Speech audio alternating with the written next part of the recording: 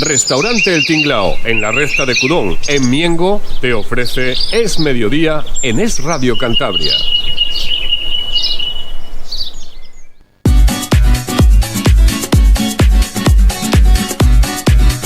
Mediodía en Cantabria. Aquí comienza Es Mediodía con Begoña Fernández Bustillo en Es Radio Cantabria.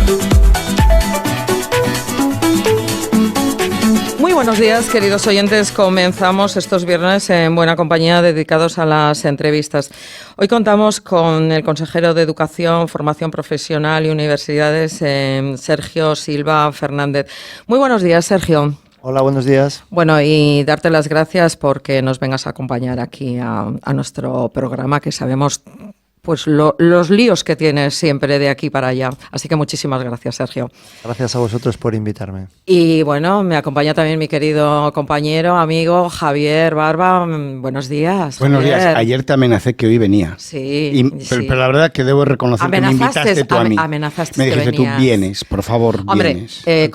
considero que tienes que estar, aparte de ser Bueno. amigo de Sergio, porque eres una persona que en educación pues sabes mucho. Bueno. Entonces consideraba que esta entrevista también tuvieras que estar aquí. Yo no soy el importante. Aquí el importante sabemos Es quién el es. señor consejero, claro que sí. Es el consejero. Bueno, con nuestro esto le vamos a tutear porque a él le gusta que le tuteemos a Por Sergio. supuesto. Entonces, Sergio, vamos a hacer un poco balance de este inicio de curso de este 2024-2025. Cuéntanos un poquito ahí. Bueno, pues yo, mira, siempre es como la pregunta del millón, ¿no? Para un consejero de educación. ¿Cómo ha ido el arranque de curso? Y yo suelo decir que aspiramos a la normalidad, y así ha ido, con normalidad. Trabajamos por y para que la educación sea un ámbito que se desarrolle con la mayor de las normalidades posibles en cuanto a dotación de recursos, especialmente profesorado, que no haya incidencias o que cuando las haya sean mínimas. Y yo con relativa satisfacción, porque nunca vamos a estar completamente satisfechos porque eso ya es en sí mismo un fracaso, puedo decir que después de mucho trabajo de muchas personas en los servicios centrales de la Consejería de Educación y en los centros, el arranque del curso 24-25, al igual que el 23-24, ha transcurrido con normalidad. Bueno, eso es una buenísima noticia. ¿Qué grandes novedades se han presentado en el inicio de este nuevo curso y cuáles son esos principales objetivos de estas novedades? Bueno, pues vivimos, lo suelo decir a veces, estamos en unos momentos importantes en la educación, no solo en Cantabria, sino en España, porque hemos asistido en un periodo, en un trienio prácticamente, 2022, 2023, 24, pues a la aparición de normas que cambian estructuralmente el sistema educativo en nuestro país, empezando por la LOMLOE en el año 22, la Ley de la Formación Profesional también, la Ley Orgánica del Sistema Universitario y este año la primera ley del 2024, la 1-2024, es la Ley de Enseñanzas Artísticas Superiores. Esas 4 leyes constituyen un cambio de la configuración del sistema educativo en muchos aspectos y por lo tanto es un momento crucial. Yo tengo que confesar aquí que buena parte de la motivación por la que yo acepté este encargo de nuestra presidenta regional es este momento, este complicado momento en el que todos nos encontramos. Entonces, a partir de aquí, los cambios son importantes cada año y nosotros intentamos que sean principalmente progresivos, que no sea un aluvión para el colectivo docente y las familias, porque eso se acaba atragantando, ¿no? Lo hemos visto bien con la LOMLOE, es la Ley Orgánica de Mejora del Sistema Educativo, que ha supuesto pues una manera distinta de evaluar, también se intenta de enseñar y eso se tiene que hacer con progresividad y tiempo. Para este 24-25, si quisiéramos destacar algunas novedades, podríamos decir que bueno, pues en Cantabria hemos dado un paso al frente con el asunto de los dispositivos digitales de los móviles en los centros educativos, un paso valiente que viene a responder a una preocupación por una realidad social, no solo educativa, que es el uso de nuestros niños y jóvenes de los móviles y cómo está afectando eso a su aprendizaje y a su relación o a sus relaciones. Esa sería una gran novedad. Luego, la entrada en vigor de la nueva reforma de la Ley de la Formación Profesional, que supone la aplicación para Cantabria de un modelo, hemos llamado transitorio, por darle un nombre, pero es un modelo singular que nos permite ir pilotando el cambio del sistema anterior, que data de un Real Decreto, de una ley del 2002 a un nuevo modelo de la ley del 2023, Y luego, pues yo ya diría a otro nivel, tenemos pues un impulso fuerte a la educación inclusiva con una ampliación de recursos de maestros de pedagogía terapéutica y audición y lenguaje. Tenemos también creación de equipos nuevos de altas capacidades y trastornos de espectro autista. Tenemos un equipo experimental en el ámbito de la orientación y la formación profesional muy importante, porque la formación profesional empieza a ganar muchos enteros y hay que trabajar desde la orientación. Bueno, y podríamos mencionar 10 o 12 novedades. Luego iremos hablando ampliamente de ello. Para alcanzar, Sergio, todos estos objetivos, obviamente son importantes estos presupuestos con los que se va a contar, con un proyecto económico propio ya del gobierno de la señora María José Sáenz de Buruaga. ¿Qué ha cambiado presupuestariamente respecto a cursos y gobiernos anteriores? Bueno, hay que decir que en Cantabria, y esto yo creo que tendríamos que decirlo y todos sentirnos orgullosos, los presupuestos de la parte social, sanidad y educación son el grueso del gasto público. Para que nos hagamos una idea de los aproximadamente 3.500 millones de euros que constituye el presupuesto de Cantabria, pues el 53, creo que no me equivoco, % se destinan a sanidad y educación. Es decir, prácticamente 5,5 euros de cada 10 euros de gasto público van a sanidad y educación. En concreto en educación prácticamente 20 euros o 20 de cada 100, un 20%. Tenemos unos buenos indicadores de esfuerzo inversor en materia educativa. En el 2024 los hemos mejorado respecto a lo que teníamos antes, que no era malo, lo tengo que decir honestamente, y gracias a esa preocupación y a ese esfuerzo inversor que nos sitúa como la segunda comunidad autónoma que más recursos públicos dedica al gasto educativo no universitario, pues tenemos un buen sistema educativo en Cantabria. Ahora estamos trabajando en los presupuestos del 2025, estamos en una fase, digamos, de formación de ese proyecto de ley, que luego, teniendo en cuenta que somos un gobierno en minoría, tendremos que negociar con el resto de fuerzas políticas, veremos a ver cómo queda el dibujo final, pero la línea o las líneas estratégicas no van a variar. Sanidad y educación pues constituyen la base, el soporte de ese modelo. ¿Qué grandes proyectos educativos abordáis desde la Consejería ahora mismo de Educación? Yo no soy amigo de grandes noticias o de grandes proyectos en el sentido de rupturistas, porque educación que tiene pocas máximas absolutas, algunas de las que tiene es que las cosas se tienen que hacer con progresividad y con, bueno, pues con el tiempo necesario para que se puedan implementar.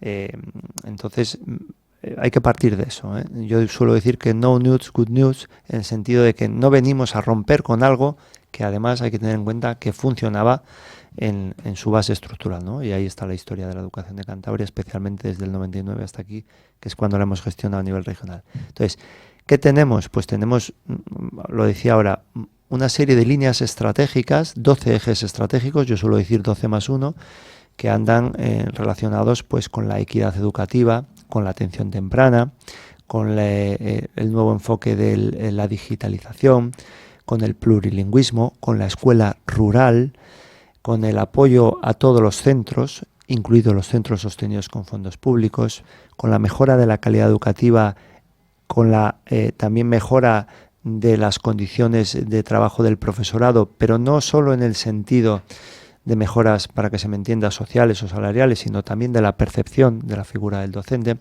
Es decir, ejes estratégicos en los que vamos introduciendo una serie de medidas con progresividad que van a ir permitiendo hacer esos ajustes en esas tuercas, si se me permite, que mejoren algo que ya es bueno. Javier, aquí muchas veces hemos hablado de esta plataforma de Yedra. Y eso quería yo preguntar. Por eso que nadie mejor que tú para preguntar. Sergio pues, lo sabe, porque en las reuniones que teníamos en Hilo Tempore, ¿verdad?, de directores, yo asaeteaba siempre con el mal funcionamiento de Yedra, porque siempre cuando teníamos una serie de actos administrativos que tienen que tener registro en Yedra, pues Yedra se colgaba. Sobre todo era comienzo de curso y desarrollo de evaluaciones ordinarias y las finales. Siempre había sobresaturación de demanda, seguramente de los espacios que tiene Yedra, y se bloqueaba. ¿Ha habido algún problema? ¿Qué tal se ha comportado la vaquita este año? Bueno, yo creo que habría, para los que estamos en el ámbito educativo, estamos muy familiarizados. Es que es muy importante Yedra, ¿eh? En la gestión es muy importante. Yedra hay que tener en cuenta que es el soporte informático, el software que disponemos específico en educación, en la educación de Cantabria, para gestionar toda la vida de los centros, desde las matrículas, becas, comunicaciones con los padres. Todo. Prácticamente todo, absolutamente sí. todo. Y esa es una de las claves. Yedra se utiliza para todo y eso es un error de concepto. Yedra es un software que, por las características que tiene en cuanto a diseño del núcleo informático, no permite escalar, es decir, incorporar todo aquello que nos gustaría. Porque una plataforma educativa que aspire a gestionar todo, como tal, no es viable, no existe técnicamente. Todos sabemos que con dinero todo se arregla y aquello que no se arregla con dinero se arregla con más dinero. Bueno, pues esto es un poco menos cierto en este caso. Pensar que podemos disponer de una plataforma que gestione todo y con eficacia es un error. Entonces, eso es lo primero que hay que asumir. Yedra, que es un sistema que ha venido funcionando y ha dado unas grandes utilidades a los centros, pues presenta con carácter repetitivo incidencias varias que a veces son intensas y complican la vida de los centros. Lo decía ahora Javier, al inicio del curso, al final, bueno, cuando se le, de alguna manera, carga más de trabajo. Yedra no permite escalar más aplicaciones y tenemos que emprender un camino, que es una decisión responsable, pero no sencilla, de ir manejando esa situación, es decir, ir no cargando más a Yedra, sino más bien al contrario, descargando a Yedra, para que en la medida que descarguemos ese vehículo funcione mejor, con más agilidad. Esa sería la primera cuestión a plantear. Eso debemos hacerlo con la técnica del mono, si me permitís. Suelto una rama, pero agarro otra para no caerme al suelo. Y eso es complicado. Tenemos, por ejemplo, la plataforma Aditio, que es una plataforma que ya nos hemos encontrado cuando hemos llegado a la consejería y estamos optimizando su uso para la parte de evaluación, de tal manera que descarguemos Yedra. Eso ya lo hemos venido haciendo el año pasado. No ha ido todo lo bien que quisiéramos, pero bueno, nos va a permitir eso, descargar un poco Yedra. La pregunta siempre es cuál es el futuro, ¿no? A nosotros nos gustaría tener un modelo donde tuviéramos, si sabemos que una aplicación no puede sostener todo, pues las menos posibles, pero que las que haya sean operativas. Efectivamente. Que sean útiles para los centros, que realmente desburocraticen la actividad de los equipos directivos y no la carguen, como ocurre a veces con Yedra. Y del conjunto del profesorado. Sí, en general del conjunto. Me refiero a los directores porque son los que nos lo transmiten. Sí, pero es verdad. Hay que introducir, por ejemplo, cualquier docente hoy que haya dado clase tiene que ir a Yedra a introducir faltas, a hacer anotaciones y observaciones. Bueno, y al final, si eso no funciona, pues es doble o triple trabajo. Y eso a la gente pues le va cansando. Le quema. Eso es. Entonces tenemos que desescalar Yedra, ir cogiendo otras aplicaciones que nos permitan con eficacia ir haciendo todo lo que necesita en función de lo que estemos hablando. Y luego a medio y largo plazo, y esto yo vengo hablando con la consejera de Presidencia y con la propia presidenta, que son conscientes, Isabel Urrutia y María José de Buruaga, que debemos tener como una especie de modelo, de hoja de ruta. La Dirección General de Informática de la Consejería de Presidencia tiene excelentes profesionales con los que trabajamos desde la Unidad Técnica de Información y Comunicación de la Consejería de Educación y tenemos que coordinarnos cada vez mejor pues para que las cosas vayan cada vez mejor y pensando cuáles son los siguientes pasos. Bueno, Sergio, dos servicios relativamente importantes que brinda la Administración educativa son el de los bancos de recursos educativos y los comedores escolares. ¿Podrías comentarnos cómo se desarrollan este tipo de recursos, de qué cantidades venimos hablando, que aporta la Consejería para tales fines, qué tipo de acogida tienen?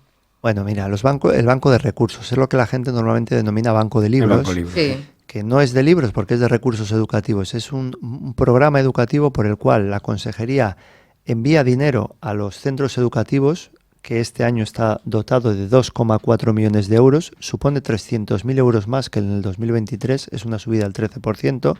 Hemos hecho un gran esfuerzo porque realmente esto es lo que permite que haya una real gratuidad de las enseñanzas obligatorias, porque en la medida que los centros educativos disponen de un banco de recursos bien dotado, pueden dotar a esos alumnos, a sus alumnos, al fin y al cabo, de libros, material de papelería, etcétera, para que realmente las familias no tengan que hacer ese esfuerzo de la vuelta al cole, ¿no? que todos sabemos cada año es un clásico en septiembre. Y cada vez es más dura, ¿eh? Y cada vez es más, claro, precisamente porque como los precios suben, este año se cifraba, bueno, no recuerdo las cantidades, había un estudio nacional. Pero sí, es un esfuerzo muy grande para las familias. Sí, somos conscientes. Por eso ese aumento de 300.000 euros, porque sabemos que los precios suben. Lo que tenemos que hacer es dotar de más recursos y gestionarlo lo mejor posible para que realmente esa gratuidad llegue a las familias, ¿de acuerdo? Es un modelo singular en Cantabria, ¿eh? Hay otros modelos de otras comunidades autónomas que el dinero de alguna manera distribuyen de otra manera entre la población. Cantabria, por las características que tiene, uniprovincial, relativamente manejable, se puede instrumentalizar todo a través de los centros con la colaboración de las AMPAs. De las AMPAs, eso es, de las asociaciones de madres y padres, y funciona bien, ¿eh? Luego el otro, por lo que me preguntabas, Begoña, el tema de los comedores. Es yo diría que seña identitaria de Cantabria, partiendo de que en Cantabria tenemos un porcentaje muy alto de escuela rural, más del 40%, tenemos 137 colegios públicos y 74 centros concertados. Pues los comedores se han convertido pues en un servicio complementario junto al transporte escolar esencial. Eso va aparte también. Eso es. En Cantabria tenemos 132 comedores escolares. El año pasado pusimos uno nuevo en marcha, el de Santiago de Toranzo, en Villasevil, y bueno, pues realmente funciona bien. Tenemos una población de aproximadamente 11.000 escolares comiendo cada día, hoy también en los comedores de Cantabria. Un sistema que es gestionado desde la Dirección General de Centros a través de un modelo en el que son los centros, cada centro, el que a través del Consejo Escolar escoge la empresa que le va a dar el servicio de comedor, y que desde la Consejería pues mimamos mucho porque consideramos que es necesario. ¿Qué hacemos? Además de dar el servicio y de gestionarlo, pues le dedicamos aproximadamente 4 millones de euros cada curso a los comedores escolares, porque cubrimos una parte, además de los becados, que son el 75% de los usuarios, el 75%. Casi nada, ¿eh? Estamos hablando de en torno a 7.000 alumnos becados. Ahora estamos en esa fase de becados que se les ha denegado, se les ha dado, nos lleva mucho trabajo toda esa gestión. Pero bueno, tenemos un tope a partir del cual la Consejería de Precios se hace cargo. Hasta ahora teníamos 5,50 euros. A partir de ahí, si el comedor valía 6 euros, pues esa demasía de 50 céntimos lo cubría la Consejería de Educación. Pues hemos subido este año de 5,50 a 5,70, que equivale a €1 semanal. ¿Por qué lo hemos hecho? Y podría ahorrármelo, ¿no? Y no explicarlo aquí, pero yo creo que hay que ser honesto. Tenemos un buen comedor. Pensar que alguien come con calidad por esos precios a diario, y que eso no tiene ninguna variación, tal y como estamos viendo cómo evoluciona el precio de todo, ¿no? El aceite, por poner el ejemplo más palmario, pues llevaba 4 años sin actualizarse este tope, y nosotros hemos querido, pues de alguna manera en consonancia con esa progresividad a la que me refería antes, de no grandes rupturas, pues ir absorbiendo ese impacto poco a poco, porque es como las cosas, yo lo se suelo tiene decir, que hacer así. Poco a poco saben distintas. Desde luego que es cierto. Oye, una cosa, ¿y se controla la calidad del producto que se está distribuyendo a los centros? Porque somos conscientes de que en algunas comunidades autónomas ha habido revuelos sobre los productos que dietéticamente se estaban dando a las criaturas. Y, hombre... Aquí lo hemos comentado más de una vez. Sí. Ojo, que igual algunos en sus casas no comen con esa misma calidad. Ya. Ni siquiera la alcanzan. Pero bueno, a lo que vamos. A la Administración se os exige esa calidad. Se controla. Sí. Es fundamental el momento de la contratación, esos pliegos donde se establecen las prescripciones técnicas y luego el seguimiento de esa ejecución por parte de las empresas. Yo aquí tengo que romper una lanza en favor del Servicio de Centros de la Consejería de Educación, que hace un excelente trabajo, y luego de los propios centros que con las empresas día a día se preocupan, esos coordinadores de comedor, de que las cosas vayan bien. Hombre, mi impresión, y he dirigido 8 años un centro con comedor en la Granja de Heras, es que tenemos unos buenos comedores escolares. Ahora bien, todo es mejorable. Ya. Nosotros tenemos líneas de trabajo, una de ellas es los hábitos de vida saludable, y dentro de ese una buena alimentación, una alimentación equilibrada donde también se educa a comer. Sí. Yo creo que es fundamental. Es fundamental, especialmente en las etapas de infantil y primaria, y ahí no podemos bajar la guardia, tenemos que seguir siempre mejorando. Es cierto que en la medida en que queremos meter productos de proximidad, que es una de las intenciones.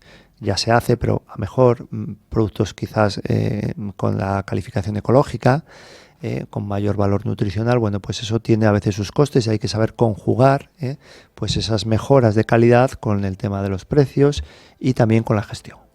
Yo me acuerdo en tu instituto que hacíais esos desayunos saludables, que estaba muy bien para que los niños se vayan iniciando en esa alimentación sana y que vayan aprendiendo a comer esa fruta que muchas veces les cuesta que tanto. La fruta es un enemigo, la fruta y el pescado es enemigo de los peques, pero que está muy bien dentro de los institutos que ya vais haciendo para que ellos vayan comprendiendo que tienen que comer eso. Os voy a comentar una anécdota que os puede llamar la atención, pero que en los centros ya se percibe, ¿no?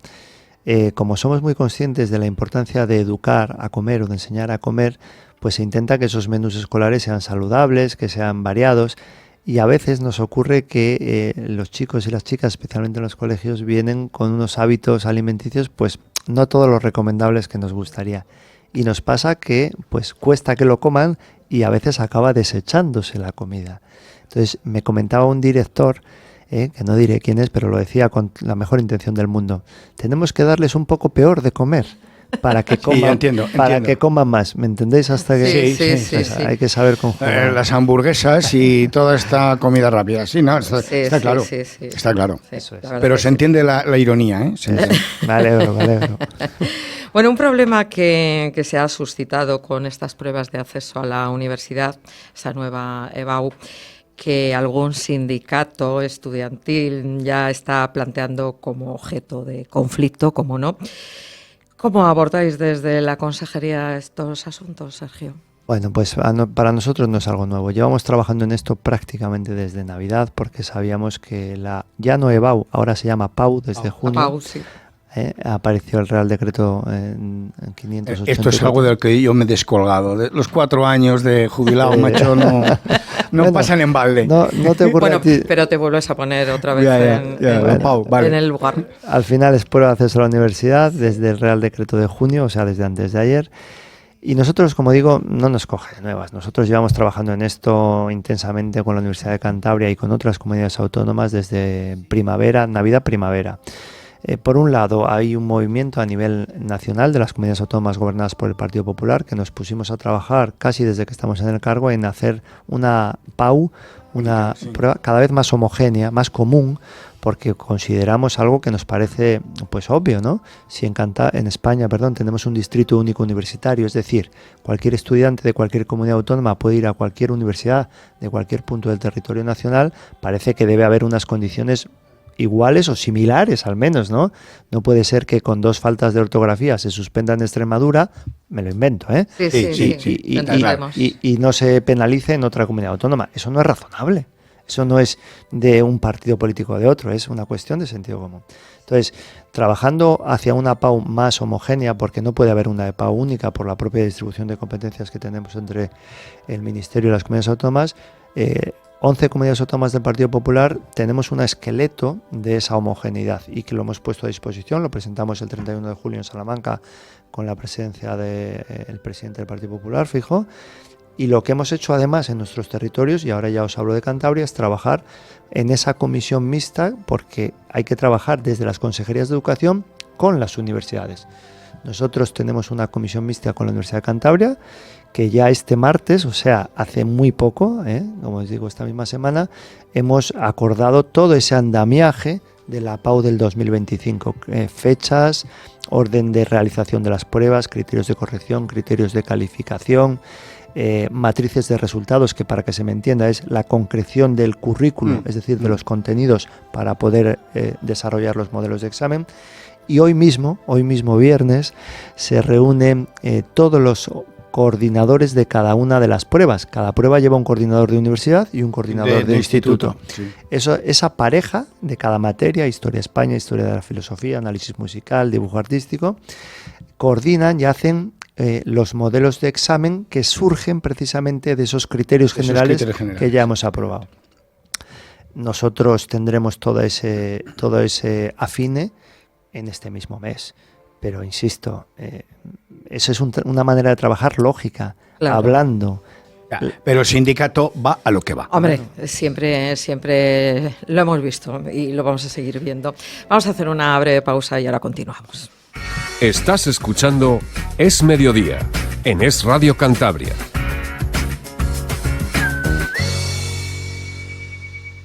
Miengo, un tesoro por descubrir. Sumérgete en el encanto de su entorno natural y conoce su gastronomía, su cultura y sus paisajes. Bárcena, Cuchilla, Cudón, Gornazo y Mogro. Una tierra bañada por el mar Cantábrico con acantilados y playas doradas. Miengo, ven y disfrútalo. Esta semana en el Palacio de Festivales. El miércoles 9 de octubre, teatro. Las Hermanas de Manolete, a las 19:30 en la Sala Pereda. Viernes 11 de octubre, Esencia Sinfónica. Música clásica de Bruckner, a las 19:30 en la Sala Argenta. Y el sábado 12 de octubre, Indiferente Festival, a las 12:30 y 18:30 en la Sala Pereda y Talleres. Consulta nuestra web palaciofestivales.com. Consejería de Cultura, Turismo y Deporte del Gobierno de Cantabria. Ya te han hablado del restaurante El Tinglao, ¿verdad? De lunes a viernes, menú del día en Restaurante El Tinglao por solo 13 euros y con la mejor comida casera. Y sábados y domingos, menú especial fin de semana por 24 euros. Además, en El Tinglao tienes nuestro famoso y enorme parque infantil. Te regalamos hora y media con el menú infantil. Restaurante El Tinglao, en la recta de Cudón, Miengo, con fácil aparcamiento gratuito. La Casa del Indiano. Ubicada en el interior del Mercado del Este de Santander, en la Casa del Indiano tenemos menús diarios y de fin de semana, pinchos fríos y calientes y una amplia selección de raciones de picoteo. En la Casa del Indiano somos especialistas en platos de cuchara y pescados del Cantábrico. Abrimos para cenas a partir de las 7 de la tarde. Teléfono de reservas 942 07 46 60. Aspro, pionera en el sector, especializada en maquinaria y productos para la limpieza industrial. Aspro, abrillantadoras, aspiradoras, fregadoras automáticas, barredoras, papel para la higiene e industria, contenedores de basura, secamanos y detergentes industriales. Todo para la limpieza lo tenemos en Aspro. Estamos en la calle Antonio López 30 de Santander y en la calle Escultor Laviada 10 de Oviedo. Vaya día, vengo con un hambre de lobo. ¿Ibérico? Pues ahora que lo dices...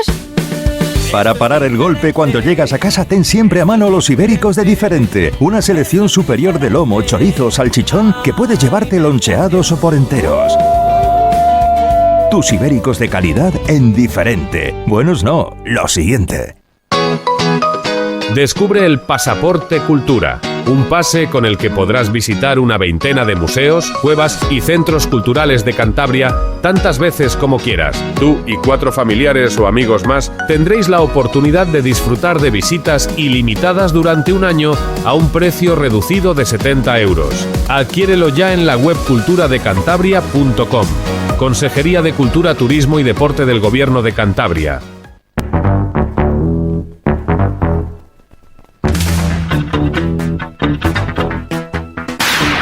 Es mediodía en Es Radio Cantabria.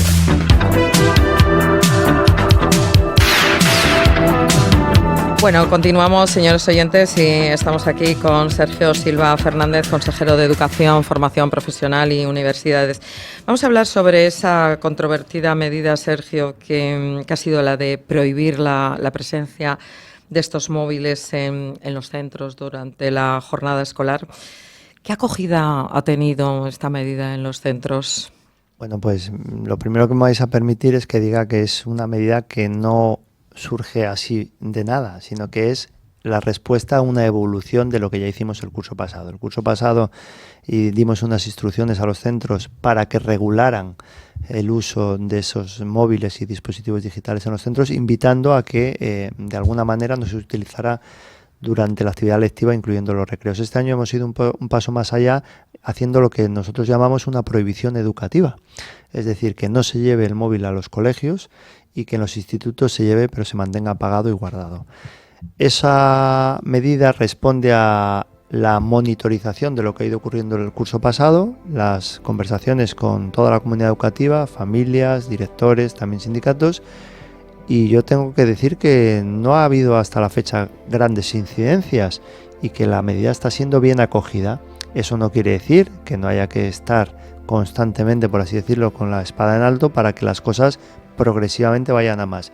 Y también tengo que decir que somos conscientes de que los centros educativos no son una isla y que no pretendemos de alguna manera abordar el uso de los móviles en la sociedad, sino que lo que pretendemos es que los centros educativos sean en la medida de lo posible un espacio donde haya relaciones menos digitales y más. De todas maneras, esto es una medida que en hilo tempore, tú también, en tu centro, como Montes Claros, que fue el que empezó esto, Norberto, espacio libre de móviles, recordémoslo, que era una medida que incluso en nuestras reuniones de directores dio lugar a una cierta polémica, que bueno, pues algunos directores más nos sumamos a la medida, a unos nos costó más en nuestros claustros, a otros les costó menos, y recuerdo que en Camargo éramos Valle de Camargo y Ría del Carmen los que pusimos el cartel ahí, libre. Al principio, pues te buscaban las cosquillas, ciertamente, pero luego los chavales empezaron a asumirlo, los recreos se veían los grupos hablando o jugando lo que sea, pero había, lo que ha dicho Begoña, contacto físico entre ellos, no contacto digital. Eso es lo que tiene que haber. O sea, que en principio costó, ahí lo tienes. Oye, una cosa, y los adultos, los profesores, eso. este tema, ¿cómo lo llevan? Bueno, pues en esas mismas instrucciones, y todos tenemos que ser conscientes del valor educativo del ejemplo. Totalmente, ahí quiero llegar. Eso no se nos puede perder de vista, y los que somos docentes, pues nos guste más o nos guste menos, eso es así. Entonces, en esas mismas instrucciones, la última instrucción va referida a los docentes y dice, o viene a decir, que en base a ese valor educativo del ejemplo, se debe fomentar que los docentes no hagan uso tampoco del dispositivo digital del móvil con carácter general. Hombre, es verdad que el rol de un alumno en un centro educativo no es el de un docente o de un personal no docente, pero siendo eso así y teniendo en cuenta que hablamos de adultos que saben medir las situaciones y los momentos, pues en la medida en que haya menos uso de ese recurso, que a los alumnos pues se les invita a que no lo utilicen, pues va a ser mejor. Y me gustaría hacer una reflexión global. Nosotros nos embarcamos en este asunto, también a nivel nacional, otras comunidades autónomas hablan de ello, porque debemos ser conscientes de cómo está influyendo las redes sociales, entre comillas lo de sociales, porque a veces nos acercan al que está lejos, pero nos alejan del que está cerca, y cómo ese cambio del paradigma de las relaciones a las que todos estamos habituados, al menos los adultos, el mirarse a los ojos, el echar un rato, el escuchar con los ojos, ¿no? Como dice Ramón Soto, es un psicólogo de aquí de Cantabria, pues tenemos que echar esa manera de desarrollarnos, tiene su importancia cognitivamente, socialmente, y si no recuperamos un poco eso, vamos a seguir teniendo problemas como los que estamos viendo día a día, vinculados a salud mental, acoso escolar, etcétera. Precisamente ayer, escolar, que ha sido el Día de la Salud Mental, nosotros recordábamos pues estas situaciones. Ayer hemos hablado de ello, situaciones de lo que están haciendo estas redes en estos jóvenes, y viendo a lo que acaban muchas veces, porque hablábamos que era la segunda causa de muerte entre jóvenes de 15, 29 años, el suicidio. Eso y a cuenta de que muchas veces estos ciberacosos que tienen estos jóvenes que no saben conducir esta situación, estos bullying, estas situaciones que antes, ¿te acuerdas que hablábamos, Javier? Yo creo que el bullying, entre comillas, siempre lo ha habido, ¿no? O sea, siempre nos hemos metido con alguien, nos han metido con nosotros.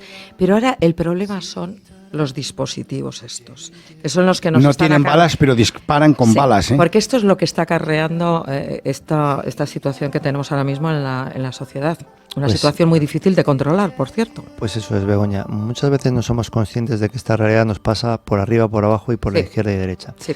El paradigma del acoso escolar, de ese alumno, vamos a decir, o alumna abusón que amedrentaba físicamente a otro, ha cambiado por el paradigma donde hay un acoso digital, virtual, de tal manera que yo siempre pongo el mismo ejemplo. Tú puedes estar sentado con tu hijo en el sofá de tu casa un sábado a las 8 de la tarde y tu hijo, que está a medio centímetro de ti, está siendo víctima de acoso escolar y tú no lo sabes, o de bullying.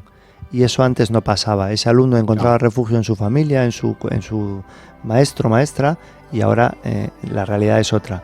por eso, entre otras cosas, también poner encima de la mesa este asunto. Exactamente. ¿Y los profesores mismos se sienten arropados también con la consejería? Porque claro, cuando tengan que tomar una medida coercitiva a un alumno que... Exacto, tienen que tomar esa medida y el alumno se revela, dice, tú a mí no me quitas el teléfono porque claro, hay alumnos que que no acatan ya no vamos a decir una orden, sino una norma. Son insumisos, una por norma definición, sí. que siempre hemos dicho desde aquí, la educación tiene que partir de casa, porque claro, a mí si a mi hijo le quitan el teléfono en un colegio, en un instituto, yo digo, pues mira, te le han quitado, muy bien quitado. Yo soy la primera que diría, y que se quede ahí 1 semana y media, no 2 días, 1 semana y media. Pero claro, cuando tropiezas con el padre que dicen, ¿por qué le quitas tú el teléfono a mi hijo? Y el hijo se viene más arriba y le dice al profesor, tú no eres nadie para quitarme el teléfono. Entonces, ese maltrato, vamos a llamarle al profesor, que también le hay. Sí. Bueno, pues no somos ajenos a eso que nos planteas. Alguna organización sindical nos pide que afinemos ese protocolo en esos casos extremos. Las propias instrucciones establecen que el dispositivo, en esos casos, se le pedirá al alumno que lo apague y se, de alguna manera, depositará en el centro hasta que finalice la jornada escolar. Nosotros hemos preferido de momento dejar ese asunto en manos de la autonomía de los centros. Los centros tienen una autonomía organizativa y pedagógica por ley, ya no es cosa de un consejero o de otro, que permite que en sus normas de organización regulen todo eso. Entonces hay centros muy asimétricos, decía ahora Javier, el Montes Claros en Reynosa, el Valle de Camargo, el Ría del Carmen, que ya son espacios libres de uso móviles hace muchos años y a los cuales ese protocolo no les hace falta. Pero otros, quizás más jóvenes, pues les parece que es más necesario. Nosotros hemos optado por lo educativo y autonomía de centros. Creemos que hay que dar un margen de confianza a los centros y a los equipos directivos y a los claustros, al fin y al cabo, para que regulen y manejen eso en función de su población, de sus familias, y es lo que está ocurriendo. Yo he estado en aulas donde la manera de controlar eso es unas cajas donde se dejan los móviles a la entrada del aula, y otros centros en donde no hay nada de eso y el alumno lo tiene guardado. Pero no olvidemos que los centros educativos son eso, educativos. Entonces hay que persuadir, hay que convencer. No estamos pensando tanto en llegar a ese extremo de compeler físicamente. Si llegamos a ese extremo, algo no funciona. Algo no funciona, pero claro, es lo que quieren muchas veces. Parece que los profesores tienen que hacer de policías. Sí, y no es su misión, y no es vuestra tarea en ningún momento, sino que vosotros estáis para impartir allí conocimientos. Pero claro, cuando nos encontramos con esas situaciones que ya los padres les dan, como se suele decir coloquialmente, ¿no?, esas alitas a los niños ya van al colegio y dicen, bueno, ¿cómo me vas a quitar tú a mí el teléfono? De eso nada. Sí, es una realidad, claro, eso no lo podemos negar. No se puede faltar un respeto, siempre lo hemos dicho. A los profesores hay que tenerle el respeto que se merecen. Normalmente como docentes. Esa situación se resuelve, yo te diría que entre comillas fácilmente, porque si las normas de organización tienen esta apoyatura legal, que son estas instrucciones que hemos dado, que son de obligado cumplimiento, las normas de organización del centro lo recogen y por lo tanto es una conducta sancionable, aquel alumno que se niegue a apagar el móvil o a entregarlo, pues será sancionado. No es necesario llegar a esa comprensión física.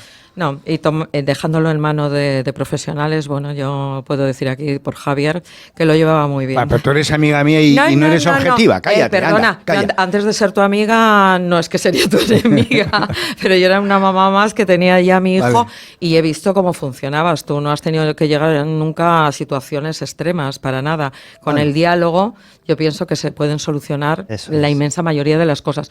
Cuando las personas son generalmente racionales. Yo os diría que la naturalidad con la que los chicos y las chicas lo asimilan esto... Totalmente de acuerdo, totalmente de acuerdo. Y entonces los adultos tenemos que saber eso. Totalmente y no hacer, de acuerdo. No hacer anormal lo que para ellos es natural. Exactamente.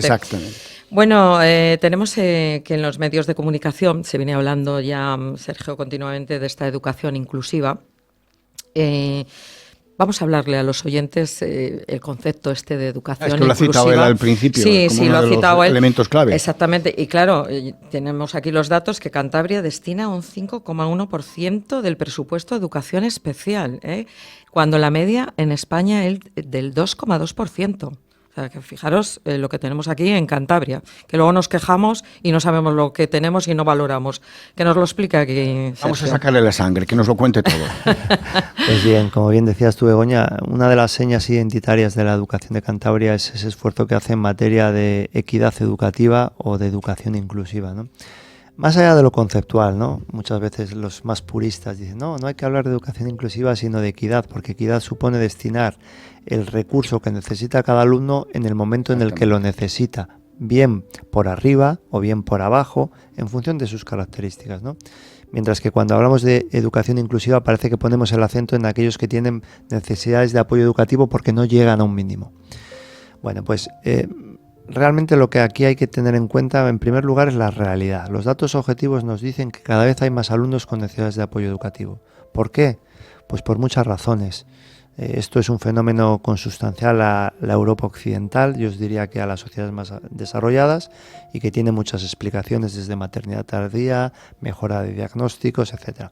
Entonces, sabiendo que cada vez tenemos más alumnos con necesidades de apoyo educativo, tenemos que proveer los recursos de la mejor manera que podamos, y eso exige una planificación, exige una estrategia de responder con recursos cuando esos recursos son necesarios. Eso es lo que nosotros llamamos Plan Director de la Inclusión, que estamos prácticamente finalizando y que supone pues dotar de más recursos, establecer criterios objetivos para distribuir esos recursos, sabiendo que nunca se puede llegar a todos los sitios, que esos recursos entren secuencialmente, es decir, que prioricemos la atención temprana porque sabemos que un diagnóstico precoz corrige muchos problemas a posteriori y por lo tanto pongamos más recursos en la etapa de infantil y primaria porque sabemos que eso nos los va, entre comillas, a ahorrar en secundaria, etcétera, etcétera. Eso es tremendamente complejo. En Cantabria, como digo, hacemos un gran esfuerzo en eso. Por eso, y yo lo suelo contar, ¿no? El otro día lo hablaba con un director de un centro de educación especial de Cantabria. Yo creo que no le importará que lo diga, el del Fernando Arce de Torrelavega.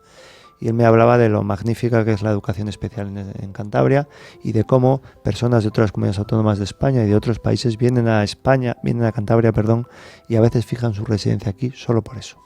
Pues eso no cabe duda que es una satisfacción muy grande, ¿eh?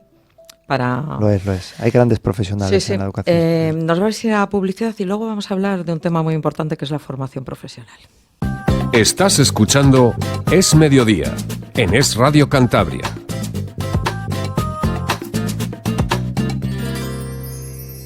¿Quieres disfrutar de una comida diferente? Entonces ven a la Bermutería Tentempié. Puedes degustar tapas y pinchos, gildas tostás, empanadas argentinas, raciones de ahumados, platos calientes y postres, acompañados de una excelente carta de vinos. Bermutería Tentempié. Estamos en el renovado Mercado del Este de Santander. Horario ininterrumpido de martes a sábado de 11:30 de la mañana a 11 de la noche. Y los domingos hasta las 10 de la noche.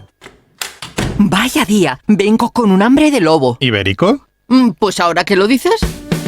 Para parar el golpe cuando llegas a casa, ten siempre a mano los ibéricos de Diferente. Una selección superior de lomo, chorizo, salchichón que puedes llevarte loncheados o por enteros. Tus ibéricos de calidad en Diferente. Buenos no, lo siguiente. ¿Qué me dirías? Lo delicioso que es comer carne a la parrilla. En la Brasa Parrilla lo tienes garantizado. En todas las carnes hay guarnición de patatas y pimientos. Estamos en la calle Hernán Cortés, número 4 de Santander. En la Brasa Parrilla tenemos además raciones, hamburguesas y carta de vinos. Visita nuestra web, enlabrasa.com.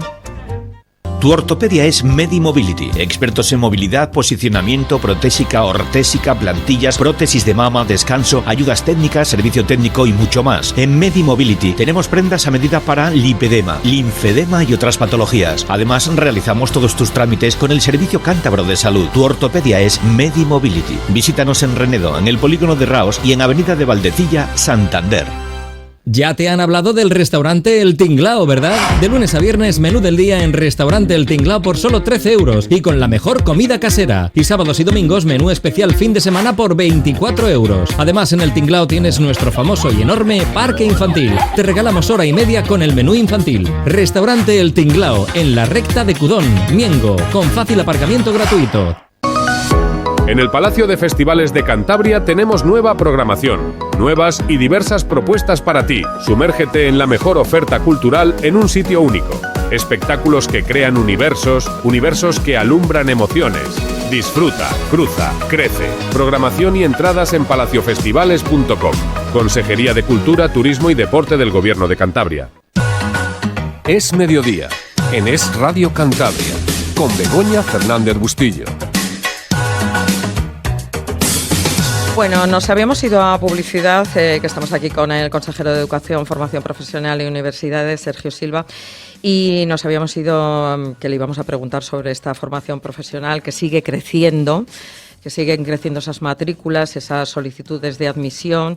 Se ha puesto también otro centro ahí en Laredo, donde considero muy importante lo que van a impartir ahí, porque el sector de pesquero pues necesitaba esos profesionales ahora mismo. Por supuesto. Y eso lo he visto, bueno, vamos, maravillosamente. Sí, bueno, pues en Cantabria yo vengo profesionalmente del campo de la formación profesional, he sido director de un centro integrado de formación profesional, La Granjaderas, entonces... pues qué os voy a decir, tenemos una muy buena oferta de formación profesional, magníficos profesionales, y suelo decir también que vivimos un momento dulce porque ya no solo en Cantabria, en España hemos superado el 1.000.000 de alumnos, más de 1.100.000 alumnos en formación profesional, cuando hace no muchos años pues era, por así decirlo, pues una opción que no escogían muchos estudiantes. En Cantabria, este curso 24-25 estaremos con aproximadamente 15.000 alumnos de formación profesional, en un sinfín de titulaciones en 23 familias profesionales, y bueno, pues seguimos mejorando y seguimos implementando o ampliando la red. Ese quizás el Centro Integrado de Formación Profesional Puerto de Laredo es, como decías Begoña, una de las notas más novedosas de este curso. No lo decía al principio, pero lo es, porque ponemos en marcha, éramos la única comunidad autónoma que no teníamos un centro náutico pesquero de las que tienen costa, y tenemos 200 kilómetros de costa, un sector pesquero pujante, una marina mercante también importante, y el poner en marcha un centro de formación profesional en ese ámbito, en esa familia, pues es muy importante para el sector. Durante el mes de, no sé si fue junio o julio, hubo una contestación importante por parte de los representantes de la oposición acerca de la calidad de la formación profesional que se está impartiendo en Cantabria. ¿Qué nos puedes contar de esto? Que a nosotros por lo menos nos sentó muy mal, que tratase a la formación profesional como algo, bueno, decía que había grados obsoletos o sí, no sé cuál, totalmente. Vamos. La ignorancia es muy atrevida, déjalo, no vamos a hablar de los que pecan, hablemos de los que hacen el bien.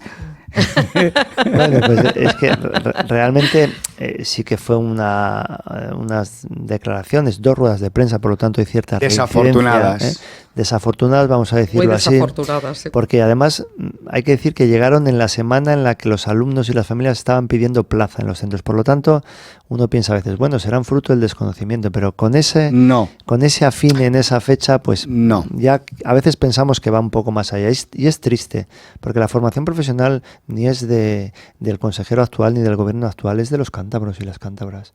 Ese es el trabajo de miles de personas que llevan ya décadas trabajando para poder disfrutar de lo que tenemos hoy en día, y cuesta mucho sacar las cosas adelante para que alguien irresponsablemente y por un desgaste político, que es lo que yo creo que ocurre en el fondo de este asunto, pues salga al ruedo político a hacer esas hacer méritos, intentar hacer méritos. De todas formas va cambiando, ¿no? La formación profesional aquí, dependiendo un poco de las demandas. Sí, de las demandas, porque ahora mismo seguro que hay algunos mucho más demandados que otros. Bien, mirad, la formación profesional no puede ser algo estático por propia definición, porque si es una formación para la profesionalización y por lo tanto está pegado a los sectores productivos que son dinámicos. Lo estamos viendo ahora con la digitalización, los cambios de muchos paradigmas en muchos puestos de trabajo, ¿no? Esto no es algo nuevo, los que somos de formación profesional lo sabemos, y por lo tanto trabajamos por competencias ya hace muchos años de la mano de las empresas, y solo se puede trabajar así. Trabajar de otra manera es quedarte atrás y por lo tanto fracasar, porque nunca vas a conseguir la empleabilidad. Eso exige que el catálogo de títulos que tenemos pues sea casi constantemente revisado, y eso exige un ingente esfuerzo, pero sobre todo lo que exige es planificación, y que de alguna manera la comunicación con las empresas y los sectores sea bidireccional. Ahora estamos en un momento importante por el cambio de la nueva normativa que nos obliga a tener más empresa y más tiempo en empresas, para que me entendáis. Si ahora un alumno pasaba aproximadamente 52 semanas en una empresa, de eso vamos a pasar a unas 75 semanas en empresa. O sea, más formación in situ. Más formación en empresa, que es lo que la gente gente o se denomina, para que se entienda, dualización. Dual significa, dual de doble, se forma en el centro educativo y en la empresa, con carácter en alternancia. Centro-empresa, centro-empresa. E interactivo entre ambos. Además. Eso es.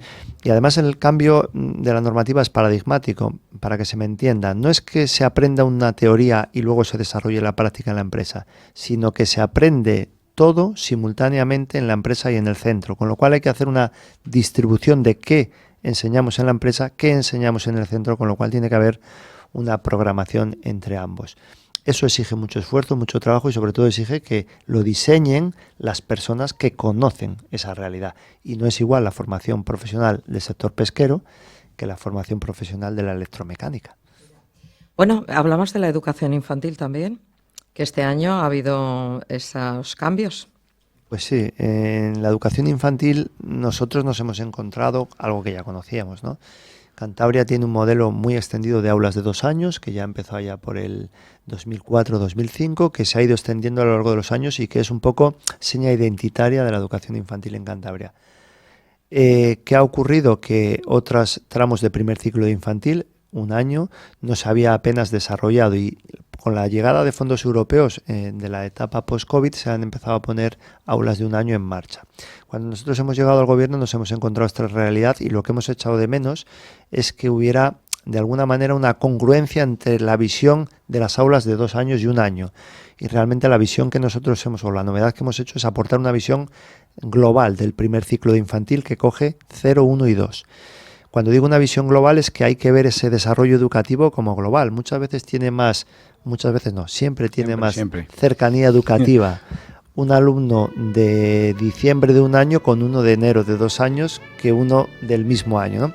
Es decir, hay que tener una visión global. Lo que hemos hecho es, de alguna manera, consolidar la pareja pedagógica de maestro y técnico, no solo en las de 2 años, que ya lo teníamos, sino en la de 1 año, que era un reto que teníamos por delante y que nos hemos encontrado sin resolver. Sergio, te tengo que decir hasta pronto, que no me gusta decir adiós porque quedan cosas en el tintero, ¿eh? Han quedado muchas causas. No hemos hablado de Pisa, me ha extrañado. No. Pero es que se han quedado con bastantes cosas, como se nos ha quedado cortito. Y la ley de autoridad del profesor. Espero que os habéis documentado. Oye, espero que otro día nos vengas a visitar, Sergio. Eso es, lo dejamos para una segunda ronda. Venga, lo dejamos para una segunda ronda y te damos muchas gracias por haber acudido aquí a esta cita. Ha sido un placer estar con vosotros. Un placer nuestro. Bueno, señores oyentes, hago un breve descanso y regreso de nuevo con ustedes. Yo me voy ya hasta el martes. Tú te vas, el martes. Tú como Sánchez, hasta el martes.